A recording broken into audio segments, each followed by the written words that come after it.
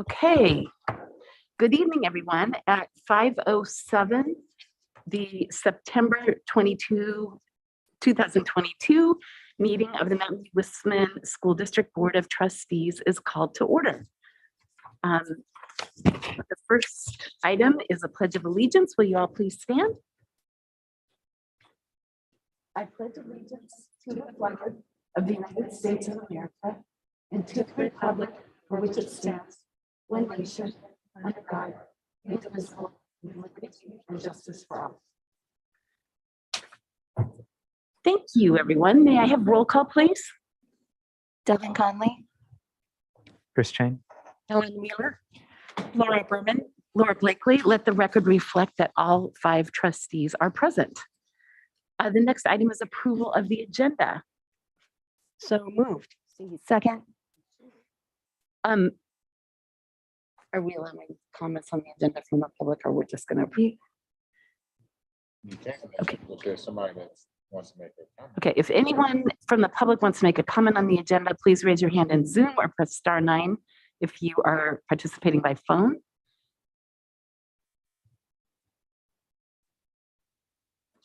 Okay, seeing none.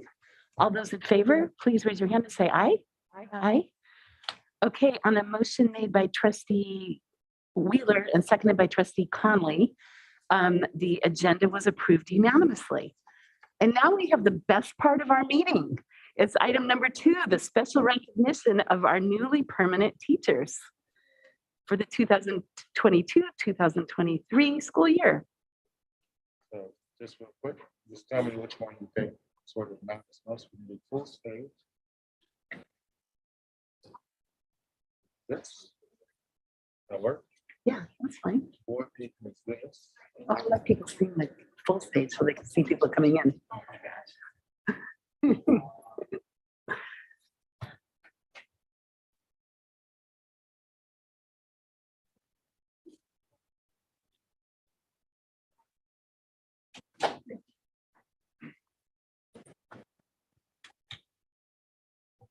well, I wish you could see it, that we're all smiling. Yes, we have big smiles. So welcome, everyone. This will proceed with item 2A, newly permanent teachers for the 2022-2023 school year. We are so excited to have you in the house and on our school district staff permanently. And Tara Vichard, our Chief Human Relations Officer, is going to present. Thank you very much. And I hope that everybody outside has been able to log in, scan the QR code so they can hear what's happening in here and cheer loudly for you when we present your name. So I'm really delighted to be here tonight to present our teachers who have completed their 2 years of probationary period in the district. Teaching is one of the most rewarding jobs in the world, but it can also be tremendously challenging. And these teachers that I'm about to present have done an amazing job teaching, collaborating, and supporting our students and community, even in the midst of a pandemic. We are so proud of their work and so happy to ask you tonight to approve the permanent status for the following teachers. All right, so when I call your name, please come on up and accept your gift. Each teacher who is receiving their permanent status tonight gets the very traditional, amazing, awesome district apple to put on your desk. So if you would receive your apple and then come stand so that we can do a group picture at the end, please. Okay, so first, Lauren Abbott from Castro Elementary School, teaching 4th grade this year. Congratulations. Yeah, go ahead, straight across. Thanks very much. All right, Lauren Alessio, teaching 3rd grade at Stevenson.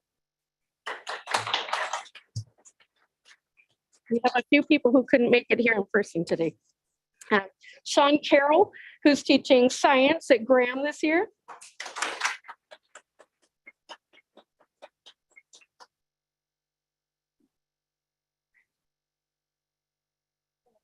Congratulations to you too. All right, Justine Edwards, teaching 1st grade at Therakoff. I know she can't be here this evening, but super happy to honor her. And we have Brittany Gear, who's teaching STEAM at MI this year. All right. Then we have James Green teaching 2nd grade at Vargas.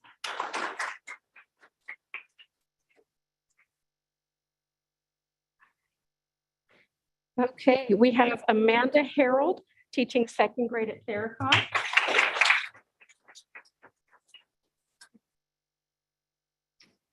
All right. Next, we have Saida Hook teaching fourth grade at Mr. Rommel.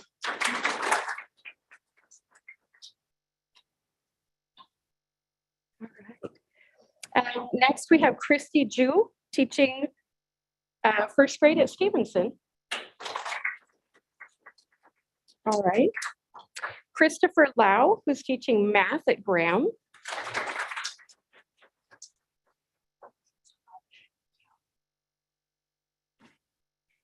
All right, we have Becky Lee, who teaches second grade at Montaloma. We have Ann Lee teaching fourth grade at Stevenson. And I know Laura Lee Pinaverde, who's teaching science at Crittenden, couldn't be here tonight, but congratulations to her too. Lamika Phillips, who teaches special education at Bub, is online with us on Zoom tonight. So congratulations to you. We have Maddie Pearson teaching social studies at Crittenden. Congratulations. All right. Kate Schnauzer, second grade at Landals. You did great. I'm so impressed. Thank you. All right. Next, we have Kathleen Bell Soriano teaching kindergarten at Stevenson. And we have Jennifer Stewart teaching fifth grade at Therakoff.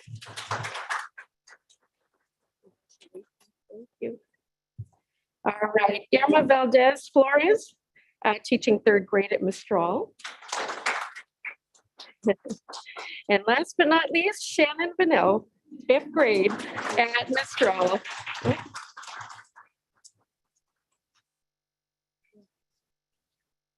All right, and congratulations again to all of you who have completed those 2 years of probationary status. And board, we ask you tonight to approve permanent status for all of these folks who are here with us tonight. Thank you. Thank you. We are super excited. Let's see. You want to take a picture now so then that way they don't have to be standing and waiting? No. Well, it'll just take a moment. Okay, take a moment. We'll come this way. Well, yeah.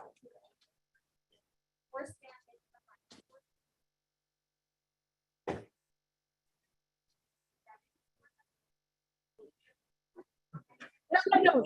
You are the main act. Don't you stand behind us. Y'all line up in front, and then we'll come out right behind. We could just squeeze in on the edges. So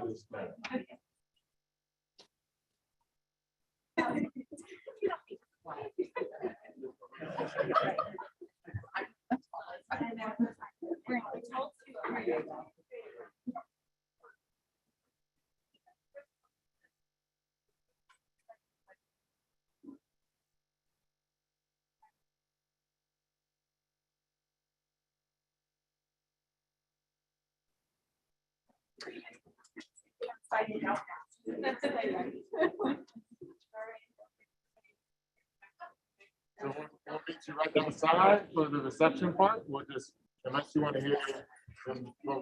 We're gonna make it official. Woo-hoo!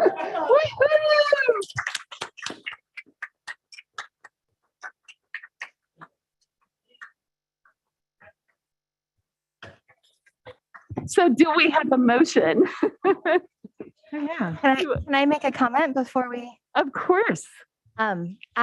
It is not lost on me that most, if not all of these teachers started during our first year of distance learning during the pandemic. So they have never had quite a normal school year until possibly this year. And I am thrilled that they have stayed with us. We are so thankful for their service and for joining us during a difficult time and then for carrying on with our students now. Hear, hear. Who wants to make the motion? Or do you have more that. things you wanted No, to I say? I'm would sorry. really like to make a motion that we approve a permanent status of the above mentioned certificated employees as presented. Second. All in favor, please say aye. Aye. Okay. On a motion made by trustee Berman and seconded by trustee Wheeler, the motion was approved unanimously, and we're so excited to have these new teachers tenured with our school district. So we are now at 5:18 going to pause and go celebrate outside with these teachers. So we will be back for those of you who are on Zoom. We'll be back later around, what do we know? Around 6. Around 6? Okay. Thank you.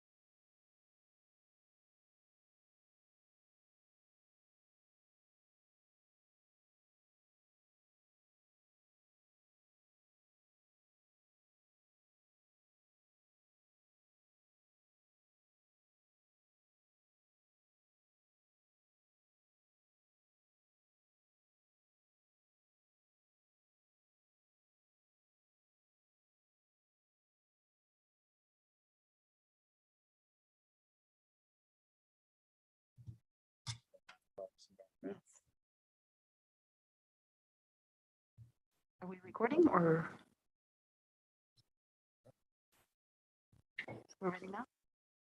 Okay, at 6 o'clock, we are re-adjourning the meeting of the September 22nd, 2022 meeting of the Mountain View Wisman School District Board of Directors after the celebration we just had with all of our newly permanent teachers.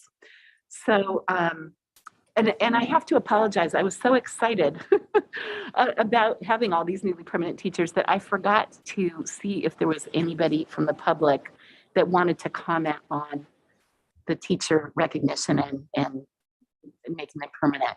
So if there was anybody that wants to comment on that, would you please raise your hand in Zoom or press *9 if you are on the phone?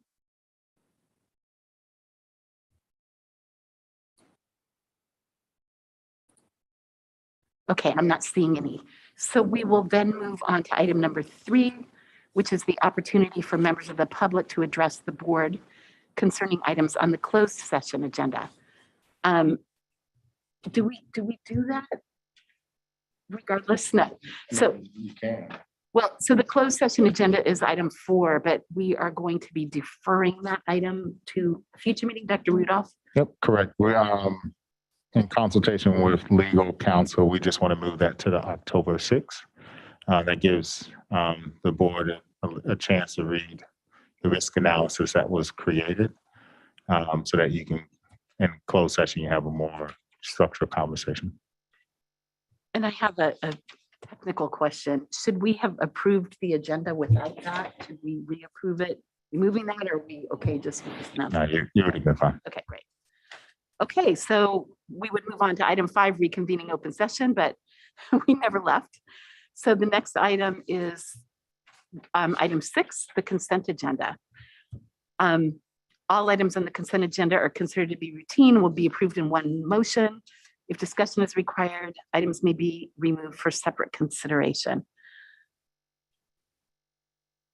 Do I have, or is there any member of the public wishing to speak on any items on the consent agenda? If so, please raise your hand in Zoom or press *9. Okay, I'm not seeing any. Trustees, did anybody have anything they wanted to say, or else may I have a motion? Motion to approve the consent agenda as presented. Second. All in favor, please say aye, raise your hand. Aye. Okay, on a motion made by trustee Chang, seconded by trustee Wheeler, the consent agenda was approved unanimously. And we will now move on to item 7 on our agenda, which is communications. First up are employee organizations. Are there any members of employee organizations here this evening that would like to address the board? If so, please raise your hand in Zoom or press, oh, we don't have anybody on the phone. So I'll give you a moment. Okay, I don't see any. So the next one is district committees. Are there any members of district committees that would like to make a presentation to the board? If so, please raise your hand in Zoom. And if not, I know that trustee Berman had something she wanted to say. So I'm not seeing any hands in Zoom. Trustee Berman. Thank you. I just want to recognize our parent leadership on DLAC. We had a nomination and an election for a new board this past Monday. And I would like to thank Rosalia Hill, Ms. Strawling grandparent, for serving as president last year. Aldeosia Ruiz, parent at Graham, for serving as vice president, and Karen Camo, Ms. Straw parent, for serving as secretary. 2 of those 3 parents will continue in leadership this year. So Karen Camo is our new president for DLAC. Aldeosia Ruiz is our vice president once again. And we now have Miriam Hernandez, Ms. Strawling grandparent, who is our secretary. So just want to thank our parents for their leadership, continued leadership this year. Parents and grandparents, it sounds like. Los abuelitos. That's right. Thank you. Okay, the next then is item C, superintendent comments. Dr. Rudolph. Yep, just a couple of quick updates. First is no community check-in tomorrow. Next one will be October 6th or October 7th, I believe. The second thing, just want to remind everybody that Saturday, in partnership with Mark Berman's office, Representative Mark Berman, we will be doing a health fair and clinic. There's bags, healthy snacks, games. There's a vaccine clinic, a booster clinic. They're giving out book bags. So a lot of great things are taking place. It's over at the Castro Mistral campus. It's a big health fair that's taking place. Our team will be there also. So super excited that that happens. I just want to remind everybody that that's occurring. Also want to remind people that October, we'll be doing a lot of focus around safety. It'll be our first safety committee meeting. We'll also be kicking off the analysis at the safety consultant will be doing. We also will be doing our great shake drill as well as, we've been doing fire drills. So we'll be putting out more information, but just to know that October is going to kick that off. And then finally, just want to congratulate the teachers. I know Mr. Newman, who's the president for MVA, was here. Him and I were talking about, really nice event. So Ms. Victor, great job and her team of setting it up. But it's really, as I was telling one of the teachers, it really is a testament to their hard work. We do keep our bar pretty high in terms of whether or not a teacher gets permanent status in our district. And these teachers, I think, as Trustee Conley pointed out, started off during the pandemic, and which is completely different as someone who, taught through 9/11 and taught through the DC sniper and, taught through a snowstorm and a hurricane. I don't think any of those compared to the 2.5 years that we were sort of under the guise of COVID. And so it was a completely unique experience that's unlike anything else. And so while there are some similarities, there's not anything that I think that we can compare ourselves to, unless we were to go all the way back to 1900s and even, or 1918. But even then, I don't think it would be the same, right? Because the requirements were just different. So kudos to all of them. Super proud of the work that they do and their commitment to our students. Thank you, Dr. Rudolph. We're all very proud of them. They've earned our pride. Okay, now we will move along to item 8, community comments. This is the time reserved for community members to address the board on items that are not on the agenda. The board and administration welcome this opportunity to listen. However, in compliance with the Brown Act, the board is not permitted to take action on non-agenda items. If there are speakers or people participating by Zoom who would like to provide comments on items that are not on the agenda, would you please raise your hand in Zoom?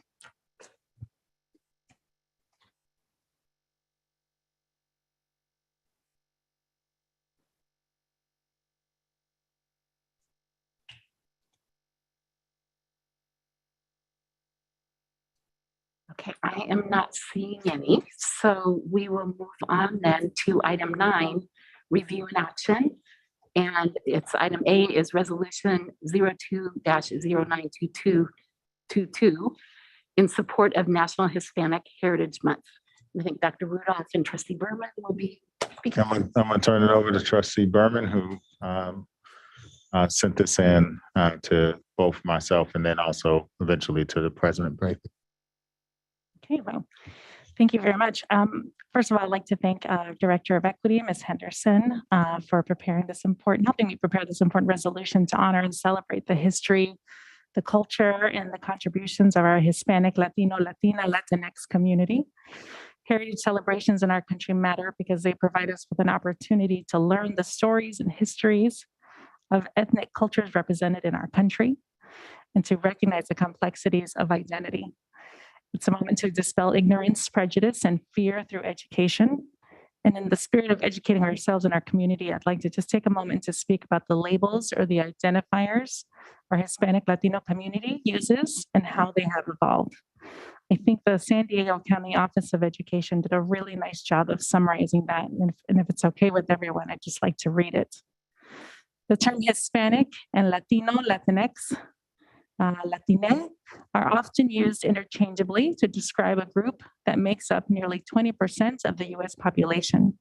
Latinx identifying communities began to push for a pan-ethnic label in the late 1960s and 70s. Nevertheless, the term used to self-identify and unify across multiple nationalities have changed and evolved across the decades. Hispanic refers to those from Spain and other Spanish-speaking countries, which excludes Brazilians. While this term has been used widely, it has been criticized for its connection to the legacy of colonization by Spain. Latino was offered as an alternative. During the 1960s civil rights movement, some Mexican Americans also identified as Chicano, which was originally used as a derogatory term in 1911 and reclaimed for political Latinx identity.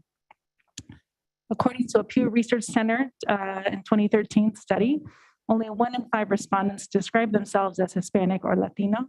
In contrast, 54% use their family's Hispanic origin terms, such as Mexican, Cuban, Salvadoran, to identify themselves, and 23% used American most commonly.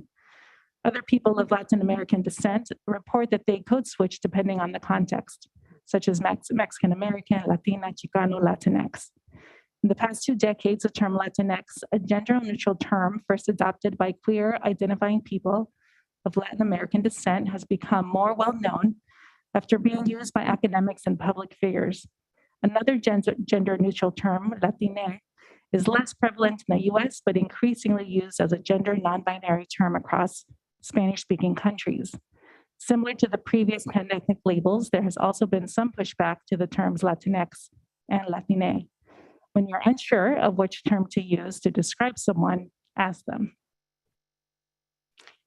So finally, this month-long celebration is also an opportunity for us to account for the barriers and challenges confronting the Latinx community we serve here in Mountain View and re-engage us in the work ahead to address the specific needs of this community and our policy and decision-making.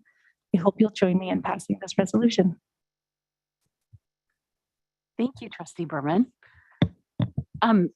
Trustees, comments on the resolution or on what Trustee Berman just shared with us? Or no, I'm sorry, clarifying questions? No? Okay. We'll go to members of the public. If there's any members of the public wishing to comment on this item, will you please raise your hand in Zoom?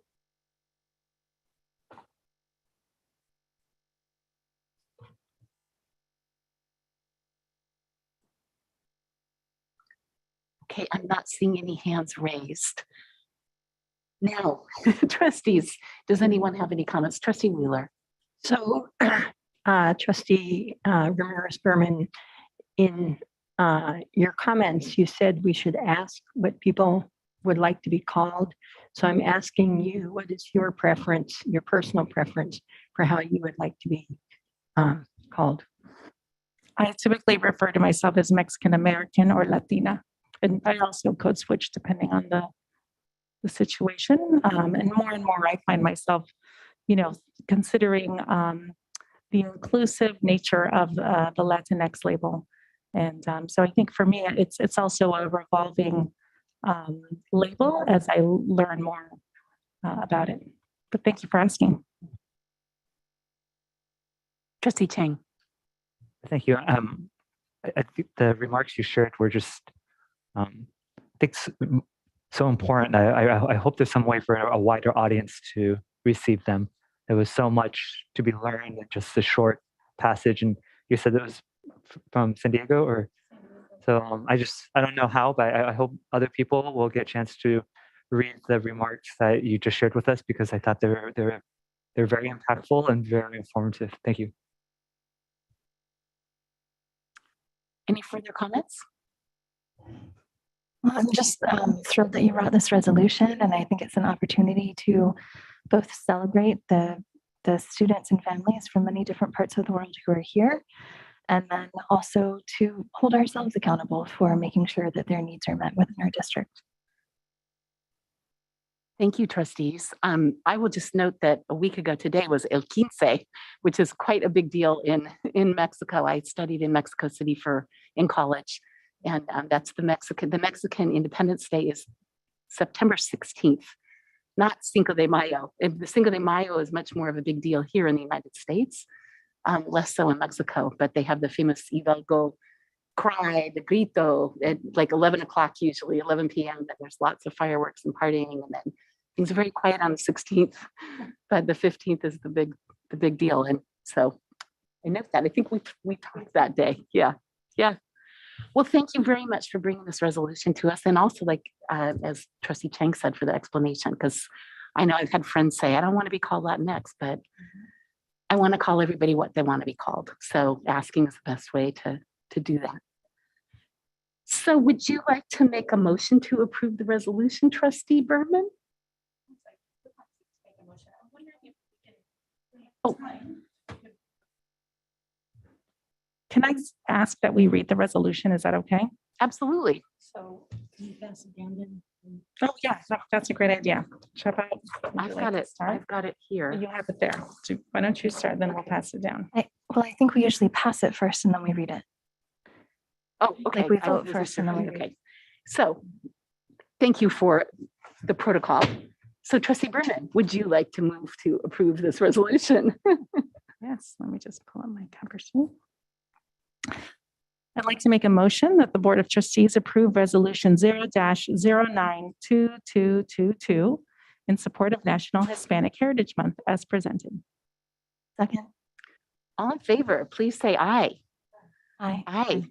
Okay, on a motion made by Trustee Berman and seconded by Trustee Conley, the resolution was approved unanimously, and we are now going to read resolution number 02092222, a resolution in support of National Hispanic Heritage Month.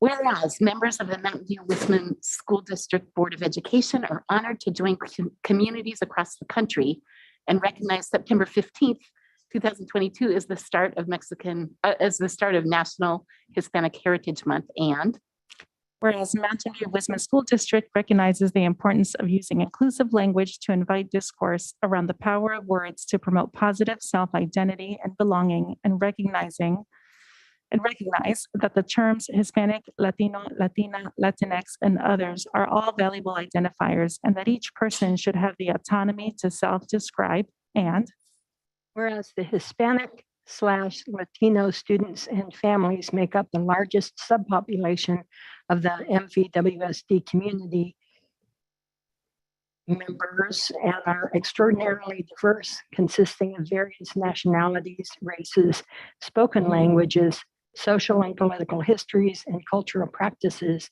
that should be celebrated and recognized as a key part of the social fabric in Mountain View. And whereas Hispanic and Latino members of our school community include board members, teachers, staff, and administrators, have helped to positively shape our community and have profound influences on the lives of our children. And whereas Hispanic Latino families and parents have been integral to the prosperity of our community through their leadership, support, and advocacy of our schools, and whose many contributions to the nation are immeasurable and continue to leave an indelible mark on the U.S. culture and economy. And whereas the history of inequitable outcomes for Hispanic/Latino students and other marginalized groups in our community and across the state was exacerbated by the global pandemic, and reminds us to continue to highlight the need for targeted strategies and resources to close the opportunity gaps for Hispanic/Latino students in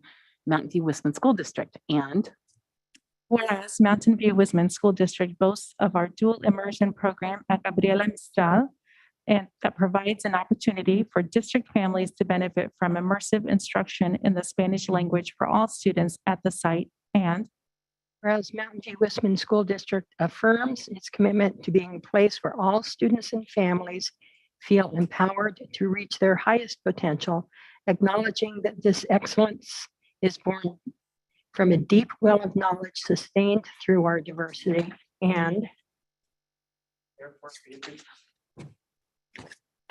therefore be it resolved that the Mountain View Wisman School District Board of Trustees adopts resolution number 02092222 to encourage the celebration of the National Hispanic Heritage Month in the schools of the district with culturally responsive activities and to value the roles and contributions of Hispanic and Latino people to the local, to the national economies, culture, and identity.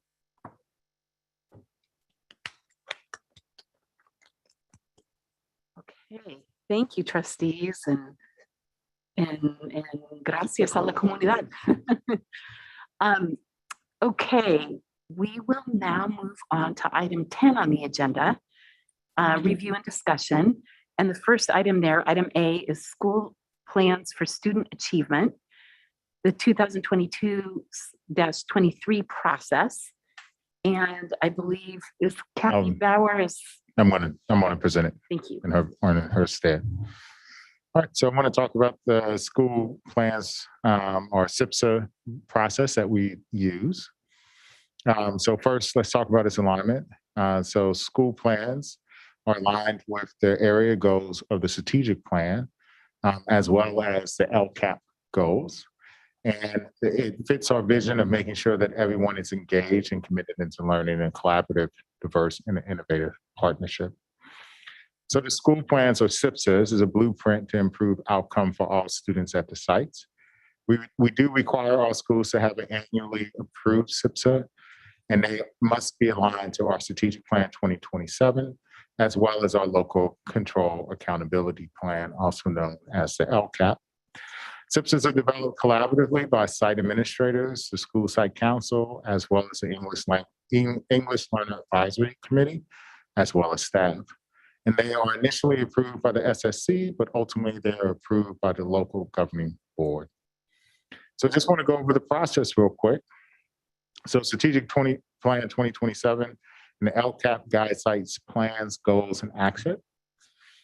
District and state assessment data is used to develop the plan, including CAS data from spring 2022, already data from Diagnostic 3, as well as Diagnostic 1 data from August.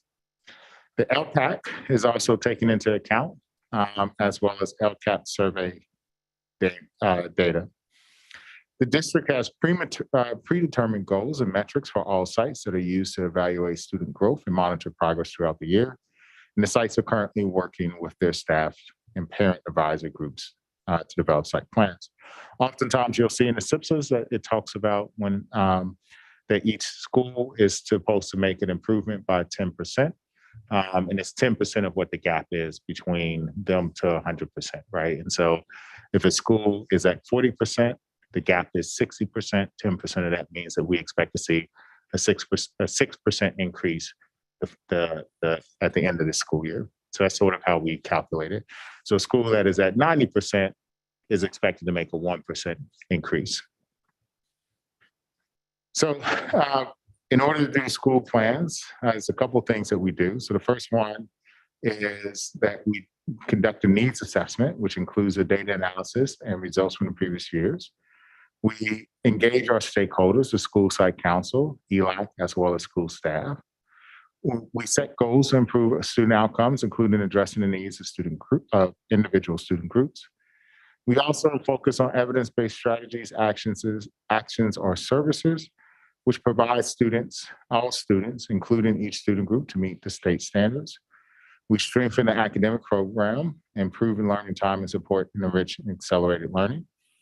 And we address the needs of all students in the school, particularly those at risk of not meeting the state standards.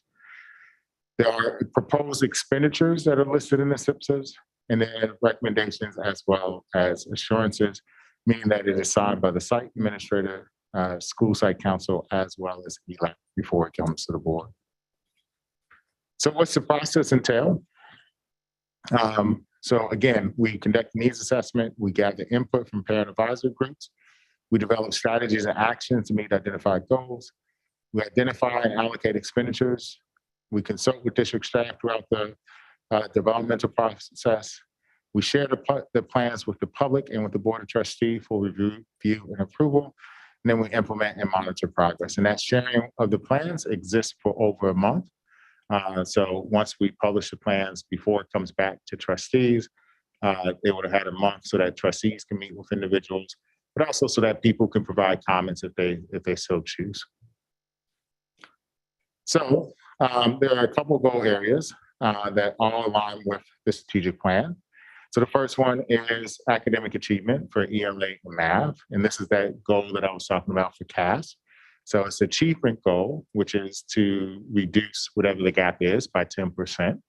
But then it's also for 100% of all of our students to experience 1 year's worth of growth.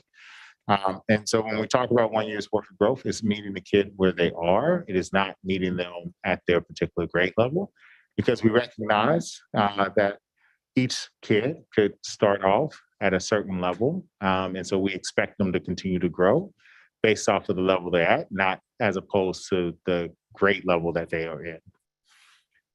And then, of course, we obviously want for kids who are at risk or who are further behind to demonstrate further growth than just 1 year's work.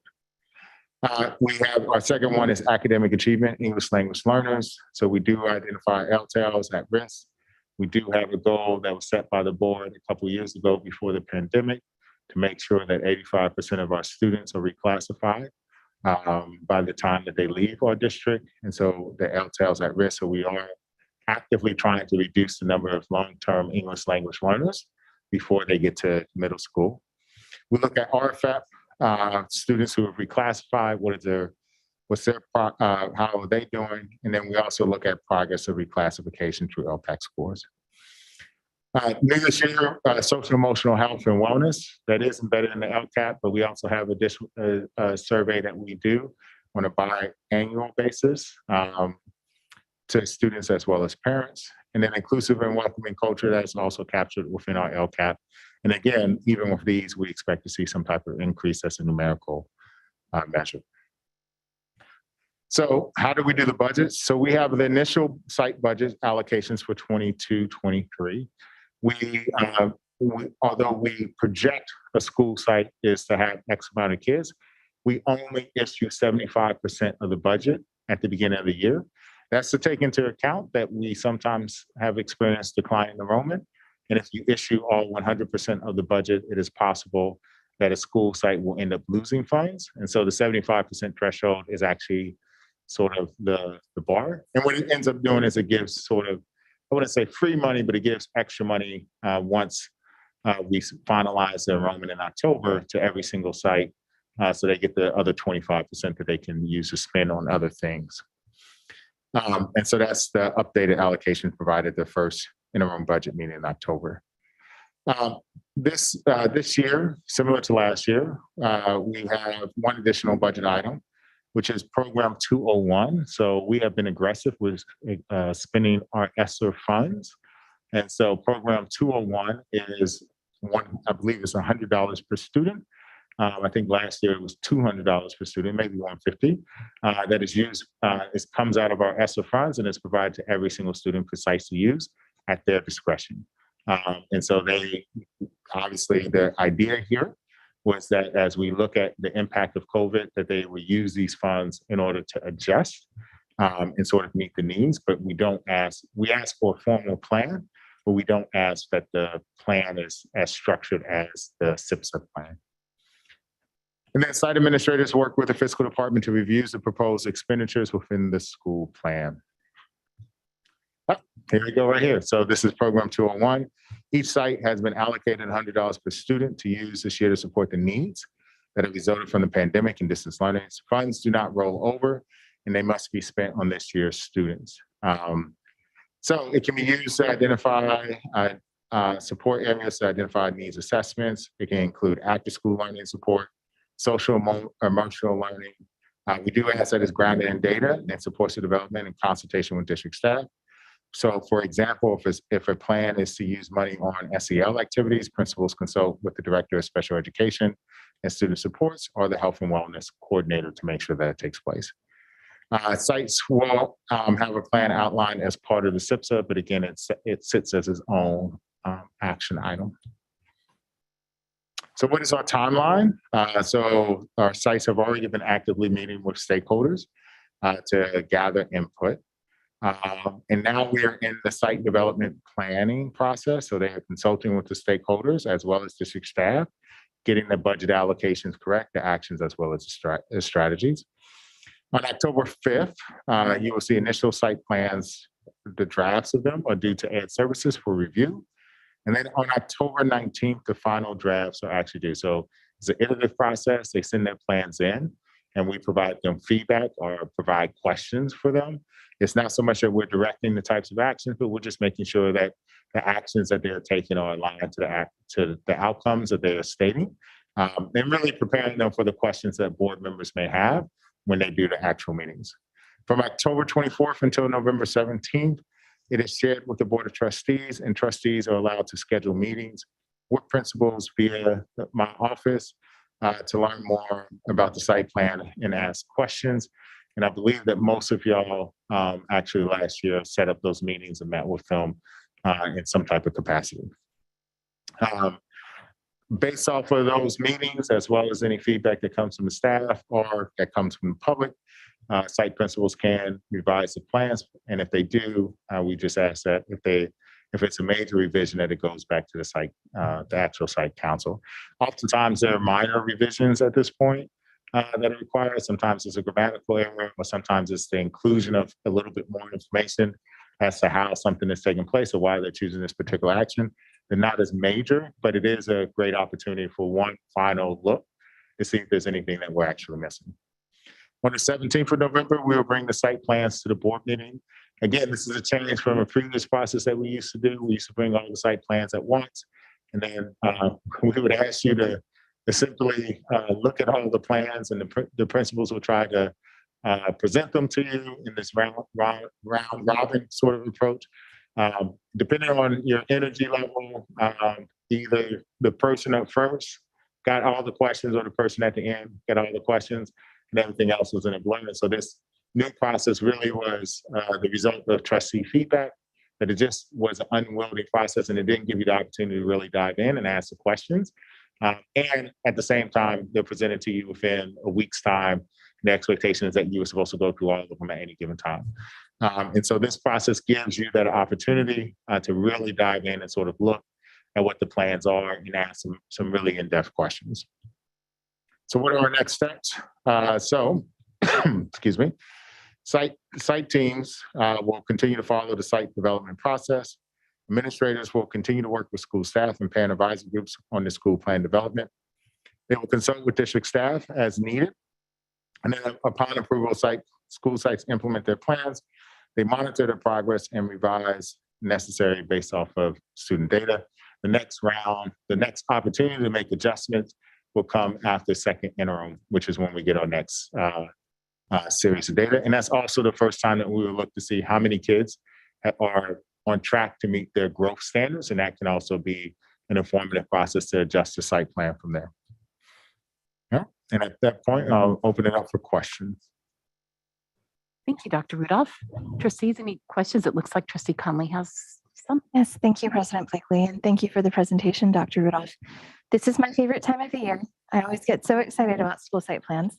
I have two questions.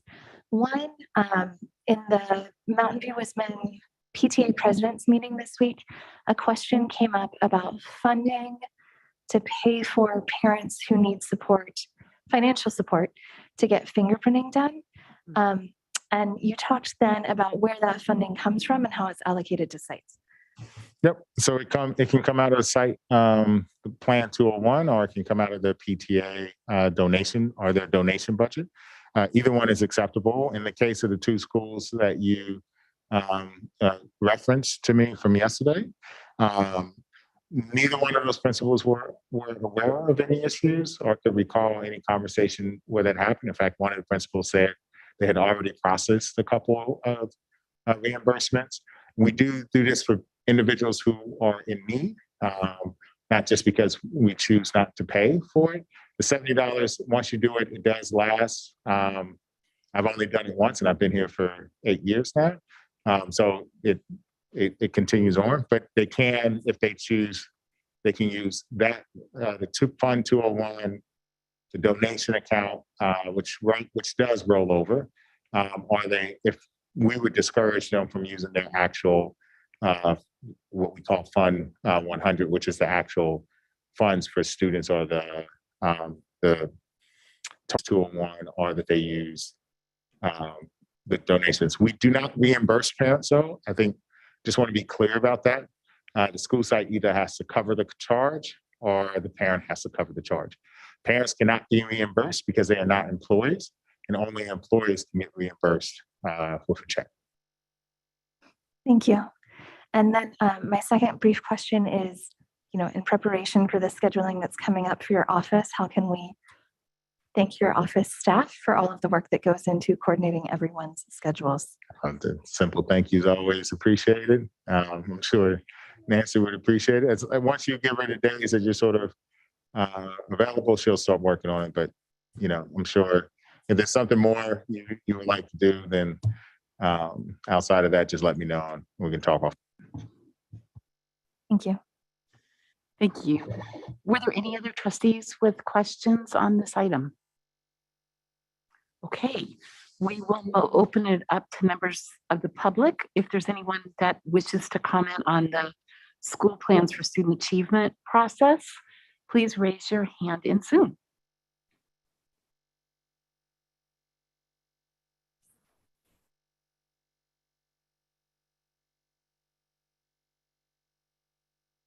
Okay, I am not seeing any hands raised. So were there any comments, trustees, on this item? Trustee Berman. Just a quick comment. I've heard in the past Trustee Conley describe, site plans are, where the place where the rubber hits the road, right? When we have this larger strategic plan, and this is really getting into the nitty gritty of what that looks like at the school site level. So I just want to say this is also my favorite time of year, and I'm looking forward to reading through the site plans and getting a chance to meet with principals. So thank you, everyone, that it takes to coordinate that effort. I really appreciate it. And I will just put in a plug for site councils. I think most of the schools have their site councils elected for this year, but it's for those of you looking for volunteer opportunities in the future, I think it's a really great bang for your buck. It doesn't meet that often, and you really get to learn about what goes on at the school and sort of the behind the scenes look. And I was on Landell's site council for like 5 years, and Graham's I did two-year stints, and I really just learned a ton. And so I would encourage people to consider running for election to site council next year. And it's also, these meetings are open to the public. So if you just want to get a look and see what goes on, you can certainly attend as an observer. And I think that's usually published in the school newsletters, the schedules and such. So, and thank you to all those of you, staff, teachers, and parents who serve on the site councils. We couldn't do it without you. So do we have it's not a motion, I'm sorry, it's review and discussion. So with that, thank you. And we will move on to item 10B, the Primary Plus Action Campus Expansion. And good evening, trustees, staff, and members of the public. So I'm Ron Wheelahan, the interim chief business officer. And tonight I've got Kathy Jellick, the chief operating officer from Action Day Primary Plus, to present a proposal for a campus expansion plan for the Cooper site. Right now we're at the exploration, and they're looking for feedback and comments from the board, and the go ahead to take work with staff on a community outreach piece. But at first they just wanted to describe the project, and we've got a few slides from that, and I'll turn it over to Kathy Jellick, and she also has her architect online if you have questions for that. So Kathy, if you want to go ahead and take the screen.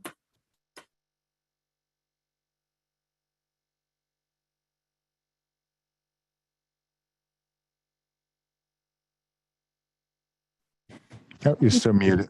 Yeah. Can you hear me now? Yes. Okay. yes, thank you. Okay, would you like me to share my screen or will you be posting it? Go ahead and share your screen as discussed. Okay. All right, here we go. Sorry, get out of there.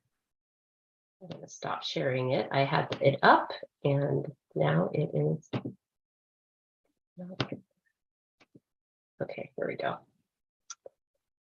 Okay.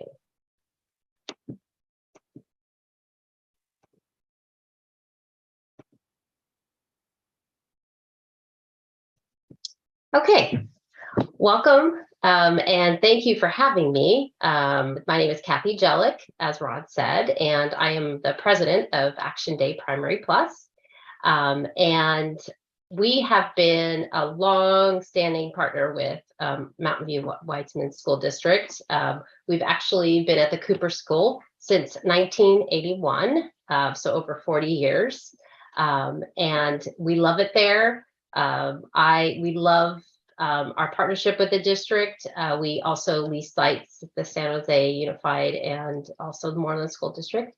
And I really enjoy. I'm not going to say, but I'm kind of partial to Mountain View. I love dealing with Rebecca and Ron. It's you guys really are doing just a wonderful job. So I want to go ahead and present to you our proposal for expanding the Cooper campus. As you know, the need for quality child care and preschools is high, especially in the area. And we have had wait lists for many years. And there's always been a need, and there's this beautiful area right behind our buildings that is being unused. I will go ahead and do the next slideshow, but I will show you the campus right now. So the area in white, the buildings, is what we lease from the district. And what we're looking to develop and add portable units is this area right behind. There's a little dirt area and some asphalt. So we want to add 7 portable units and kind of do it. You would still have like a nice view of the park, but we would be adding 9 classrooms. Currently we have 9 classrooms. Right now we have 25 parking spaces, and we have an enrollment capacity of 160 and 30 staff. Okay, now I'll show you what we are proposing. All right. So we would like to add 7 modular preschool buildings, and you'll see those in yellow right around here. And it'll, like you see, it'll create a nice little courtyard. We're going to add a new turf area in the center and a new play structure. With this increase, we would increase about 100 students, ranging from infant to 5 years old to right before kindergarten. And the staff would increase, we anticipate about 15 to 45. With this, we know we're going to need to do some, sorry, I'm going to show you, sorry, I'm flipping through this too fast. Computer's going crazy. Okay, we would use this area right here. There's this green patch that we would add additional parking adjacent to the current parking spot. So right here, you'll see that area. And we would increase the parking capacity to 58 spaces and expand the existing parking lot. And with this, with the expansion, we would also improve the areas out front, the paint, the existing paint, and do some building upgrades just to match the new look and feel. If we're going to have all the new and best in the back, we want to make sure that the front matches that. So we would be also doing that as well. Okay. Our proposed community outreach, we would do a community meeting to review the proposed plans. We would do a community meeting before the start of construction, and we would notify the community. We would notify the communities by doing postcards to neighbors, poster at site with meeting date and time, and the notification to the city of Mountain View. And of course, we would have the Board of Trustees. I'm sorry, I am not good at this. Okay, the Board of Trustee updates. I also have, we were also fortunate to have Stephanie DeRadal, who has worked on a lot of district projects, especially with portable units. She is our architect. And I just want to ask if she wanted to add anything else to the project. Steph, are you there? Oh, she's raising her hand. I see she's raising her hand. Well, we're making her a co-host right now. Hold on one second. Okay, got it. Thank you.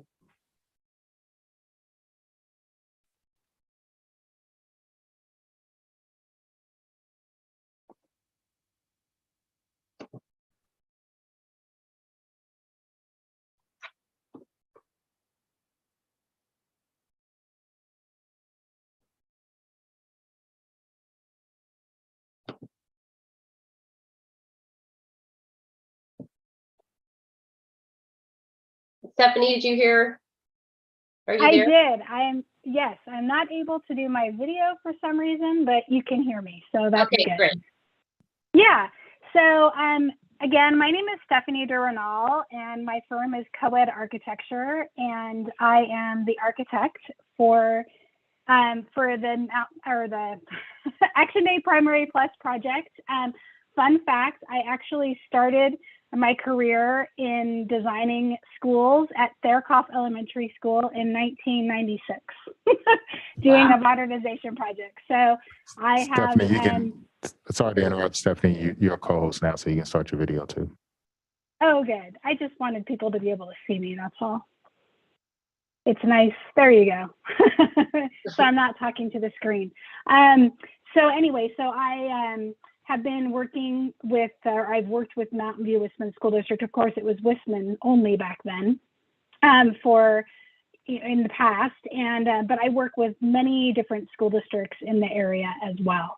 So I'm excited about this project. I think that we have a real opportunity to increase the traffic flow in the area and hopefully alleviate any traffic problems that exist at the site right now. I think that the new parking lot with the drive-through is going to really help facilitate traffic through for kids, parents to drop their kids off and get out quickly and smoothly. So I think it's going to be a really great project, and I hope that the board will be supporting it.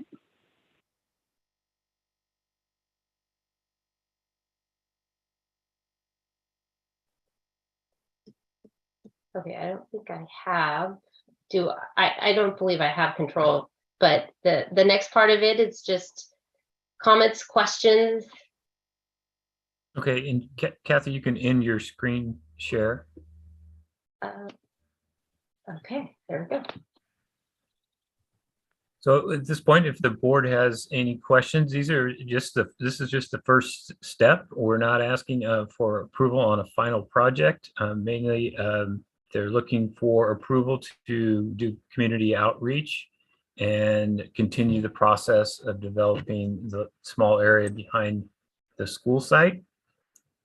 And naturally, this would be a DSA, a Department of State Architecture project, meeting all the requirements that we follow when we do our building. So any questions? Either Kathy or I can answer. Thank you very much. That was going to be my question, is this go through DSA? And so you just answered that one. It looks like Trustee Wheeler has a question, perhaps others do. So I've got two questions. One is, with these renovations, are you going to be doing these yourselves, or are you going to be asking us to help out with it? We would be doing it. Okay, thank you. And my second question is more education focused. Can you tell us a little bit about your program? I've known about this, child care preschool program over there for years, and I know nothing about it. So can you tell us a little bit about, how do you take care of children over there? What's your philosophy of? Yes, that's a childcare? very good question. So our schools began it back in 1968 by Carol Freitas. She was a professor at San Luis City College. And back then she was looking for a place for her students to actually practice in the classroom. And she kind of took a gamble, even though nobody would give her a loan. They said that there's no way that women are going to go back into the workforce and will need all day care. Little did they know. And 14 schools later, we serve about 2,000 students between all the locations. Fortunately, our great founder passed away in 2018, but I have since taken on as president. We've focused on a semi-structured philosophy. We are mostly play-based, but again, we try to make education fun, exciting, and just a great place to be. We're very family-oriented, very community, and a place, an all-inclusive education where you could drop off your child and not have to worry about all the extracurriculars. We bring the extracurriculars to them with dance, sports, music. So it's kind of a all-inclusive education. Thank you. And what ages go to your preschool? The preschools are 2 to 5. But I think you said that you're good if this project moves forward, that you would add infants. We do have infants. I'm sorry, I didn't understand the question. Yes, we do have infants right now. Right now we have 40 infants right now. So we would increase that to probably about 70. And that right now, if you can, that's the biggest demand. Finding infant care, full day infant care is very challenging. And most of our infant care parents work at the hospital, El Camino Hospital. They offer discounts to those that work for the district and also or at the hospital. So we've been very involved in the community. Thanks. Thank you. Mm-hmm. And there's a baby boom, so I could see how that would be. Yeah, thanks Yep. to COVID. Any other trustee Chang? Thank you for the presentation. 2 questions. First, for the Chief Business Officer, if the expansion goes through, how does it impact the lease terms, both monetarily and in length? The actual lease terms will be discussed in closed session when they get closer and when they have current budget numbers. Escalation is going to be a key factor. And as they move along, our legal team is aware. And if this does move forward and they want to make a formal proposal to the board, they'll discuss that with the board in closed session. Thank you. Could we get the existing lease terms, approximate revenue and length of terms for the lease? We just signed a 3-year extension. Okay. Yes. Yeah, thank you. And a question for about the school site. The units on the proposal, there's the expansion of the parking where there's a kind of existing grass patch on units. For those who are more actively at the school site, do members of the community use that green patch that is on units that would be replaced with the expanded parking lot? Not the front lawn, Okay. but they do use the Cooper Park in the back and some of the areas on the side. Thank you. Any other questions, trustees? Okay, are there any members of the public wishing to speak on this item? If so, please raise your hand in Zoom.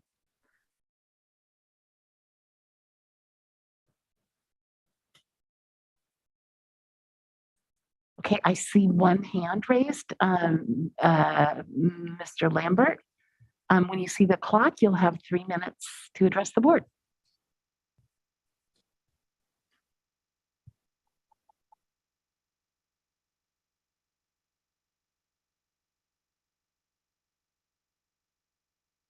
Okay. Hello? We can hear you. You can hear it. Okay. One comment and one question, which I know you are unable to answer. Actually, it's a little bit muffled. Is there a different speaker or something that you could use, Bill? Okay, is this better? Is this better? Yes.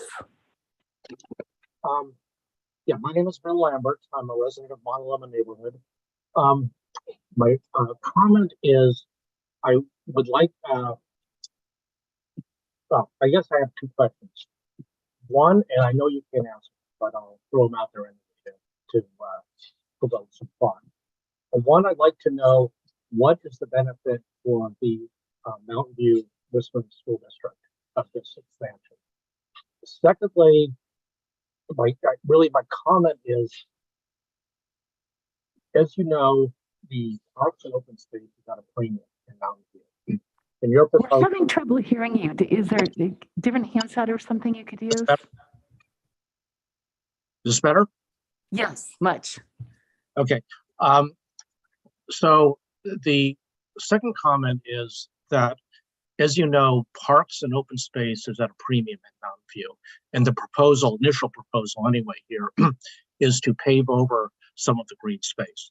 And I would ask you to consider alternatives to, removing any green space in any property that the school district owns. That's my comment. Thank you. Thank you. Trustees, comments, thoughts?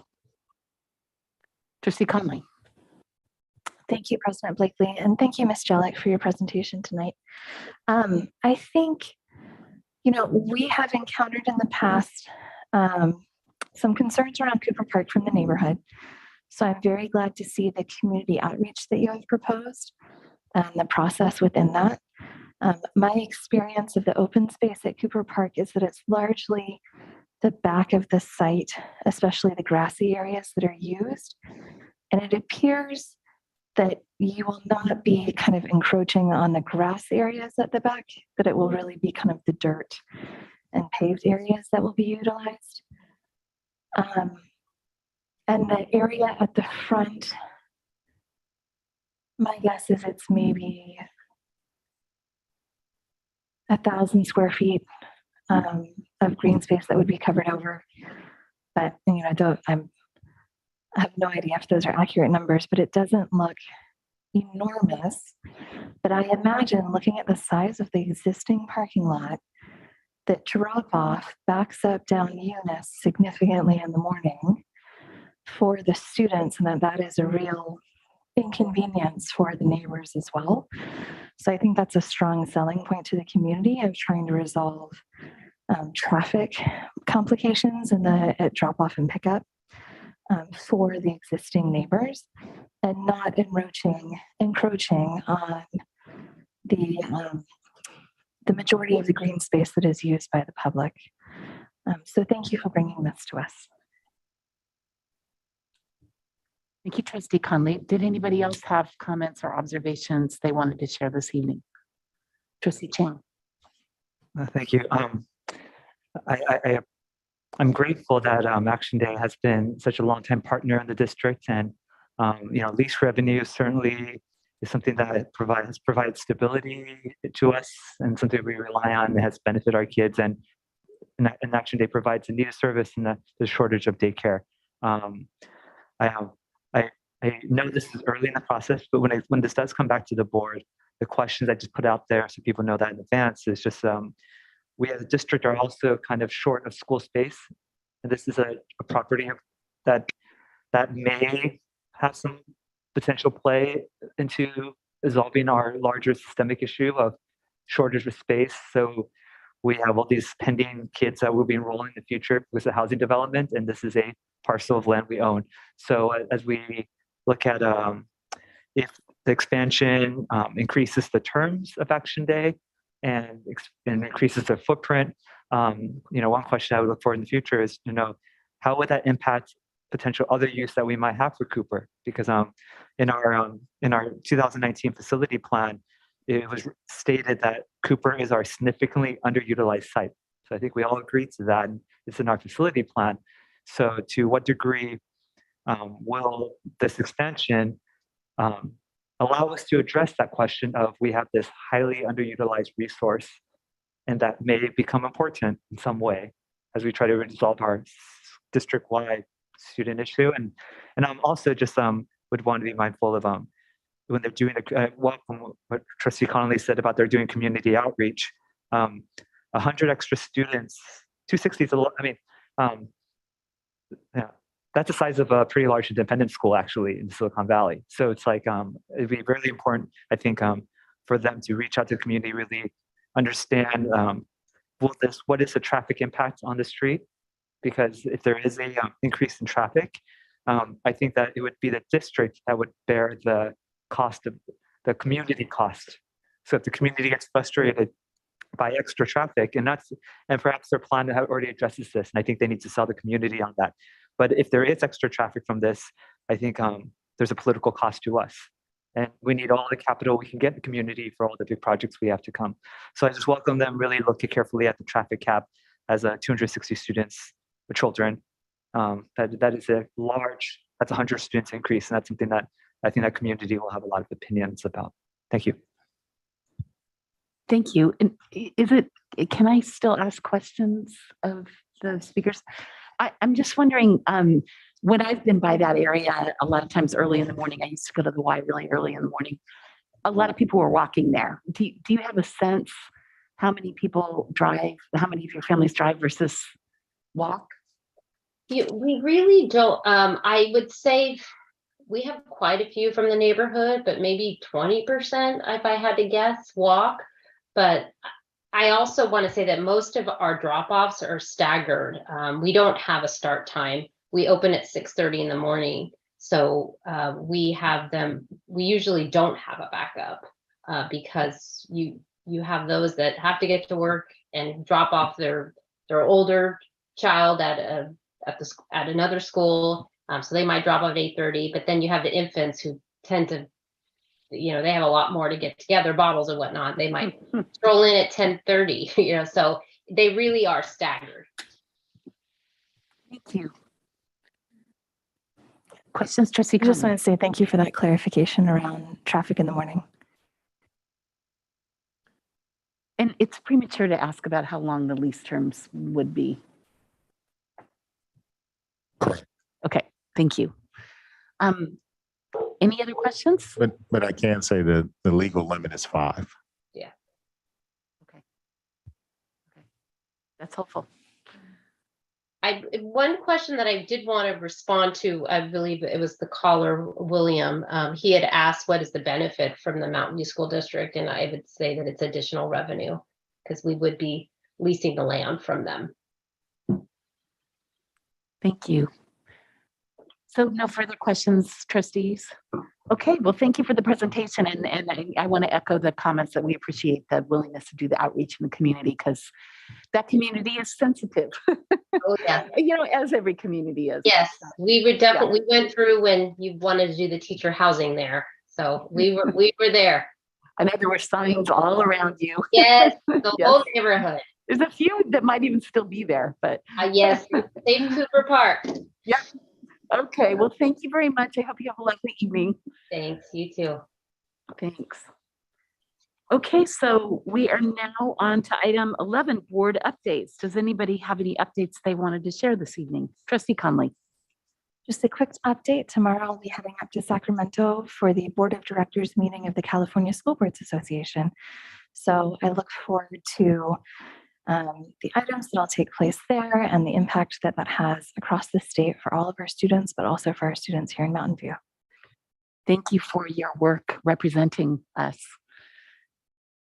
Trustee Chang. Just a follow-up request as an welcome a presentation of anything that comes out of the work you're doing at Sacramento CSBA. It's the rare advantage that we have a representative for that here on our board. So look forward to hearing what news comes out of that. Any other updates? Trustee Berman? Well, I don't exactly have an update. I just want to wish all our Jewish families celebrating the New Year. And Jewish New Year begins on Monday. I'm going to services on Sunday and it ends on Tuesday evening. So Shana Tova to all of our Jewish families celebrating the New Year. Shana Tova. Okay, let's move along then to items for future agendas. And Dr. Rudolph, I think you said there were a couple when we spoke I earlier. have two. One that we can take care of really quick. So there was a request for a presentation discussion on mental health services that the district is providing. We actually, I already talked to Mr. White, our wellness coordinator, and he's going to be doing a presentation at the next board meeting, not only about the work that we're going to be doing, but also sort of some of the actions that we've already taken this year and talking about the social emotional learning activity that we're doing at the elementary schools that we're currently rolling out. So he'll provide an update for that on the 6th. And then if there's additional information that people want after that presentation, I would just suggest to just let us know at that point.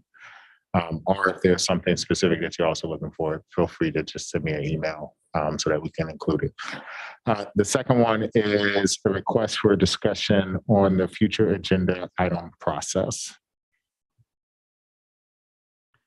Thank you, Dr. Rudolph. Trustee Chang? On the second one, I think there's a technical question. I think our existing practice covers majority of our needs, but then when an item in the question here is when an item comes up because of something that was presented at this meeting, whether something presented by the public or presented in our agenda, our current practice doesn't provide a way for our board members to respond to something that comes up from this existing meeting, because our protocol is for those things to be submitted in advance. And I think, so I wonder if that's something we want to discuss to see, do we create a process for those rare situations where something is, comes from this meeting? Otherwise, there's like a 2-week delay. Trustee Conley? So in my experience, and this is probably for myself, when there's something that I wanted more information or a future agenda item about that comes from a discussion within the board meeting, I usually state that within the comment period or the question period for the item that has inspired it. And I have seen us add agenda items as a result of that. So I do think, at least within the discussion, if my ideas are coming from our agenda items that we're discussing for something in the future, I've had the opportunity to propose then a future agenda item following up, or, going off on a tangent based on something that we discussed, but I don't know if that's the same experience for everyone. Well, I may be missing the boat a little bit here, but I know occasionally when a member of the public says something, and it's permissible for us to say, Dr. Rudolph, could you please comment on that, or whoever's presenting. I mean, it is a rare exception, but it does happen occasionally where we just delve in a little bit more right in that board meeting. But you're talking about a whole other topic. Well, I understand that, previous to us having a protocol on submitting our future items in advance, past practice in the school district was at the end of the meeting, board members would go, okay, based on what we've been hearing today and things, do people have stuff they want to agendize, and they present to the, board president looks to see if there's a majority. There's a lot more of an organic process. We have a structure in place now, and I think for most of the time it works, but I'm just wondering if there's times where we are missing some of that organic, spontaneous thing that used to come from before we had the protocol. And but if there are members of the board who wish to explore reflecting on the protocol, that's fine. I guess one of the thoughts that I have is, and this is something I wanted to bring up, I'd like to, so that we don't keep pushing things off and screwing, our calendars are full. I'd like to, within the next couple of weeks or so, identify a date in January or February, early February, for a retreat. And this might be the sort of thing that we could address during the retreat. But I'd like to get that on the calendar so that we don't fill up. And then I don't remember when we had a retreat. It was like the end of March and the beginning of April, and the year was already mostly over. I know Trustee Conley, you may be. Well, there might That may be some no- maternity great leave at that TV. time.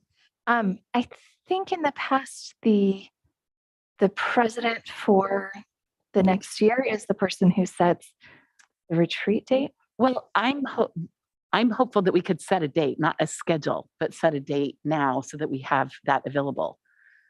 And that would be my proposal. We've done it before where we set the dates, but not the schedule. It depends agenda. on the president. So sometimes for efficiency purposes, and if we know that it's like almost immediate, the outgoing president will set the date just to get it on everybody's schedule, That's what- especially if new members are coming on so that they can get the existing members' schedule and then just say, here's the date. And then it's happened the other way, but when it typically happens the other way, because you're waiting until December after CSBA, it ends up being a little bit later in the year. So it's really about how soon you want the actual meeting to take place. So if you want to capture it like early January, February, then you'll want the outgoing president to do it before you elect. If you're willing to let it go until March, April, then I would suggest you just give it to the next president. So it's all about time and which way you want to do it. I just feel like it's more fruitful if we do it kind of mid-year. And I'm not saying set the agenda, that would be for the next president. But I will put in a plug for early March, but I understand that might not be feasible. I feel okay. I want to support the idea of getting the date, at least I guess hold or save the date. Because I remember in the past, it has been tricky to try to get a date nailed down. Would be wonderful to also have you there, Trustee Conley, but I understand you're going to have your hands full. well, maybe what we can do is put together like a doodle with several dates. I'll need to coordinate with Dr. Rudolph, but would also want to look at like what the master matrix that we have of things. Because I mean, what I have found is that the later in the year, we have these very full, very long meetings. And so I'd like to do it where there's a little bit more of a pause or breather, but I want you involved too. So maybe we can look at different dates and think about that. Does that work? So just back to the question at hand, because we sort of scope creep a little bit. It's my new favorite term that I like to remind people of. Scope creep, right? Where you start one place and you end up another place. So Yes. just want to make sure that the direction is that this agenda item isn't going to be agendized, that it will be captured in the retreat, or are you saying you want to agendize it before then? That seems to be a question at hand. I'm happy to capture it in the retreat. I don't know how the rest of you feel. I think it seems appropriate to have a more extensive conversation at a retreat. And Trustee Chang agrees. Yeah, and we've done it at the retreat in the past. That's how we came up with the protocol that we have now. Okay. Well, I think that takes care of that. And then, so the next item on the agenda is 13 is the future board meeting dates. Our next meeting is on October 6th, then the 20th, then November 3rd, and November 17th. And items that will be discussed in those meetings are included in the agenda. And unless anybody has questions or comments on that, at 7:13,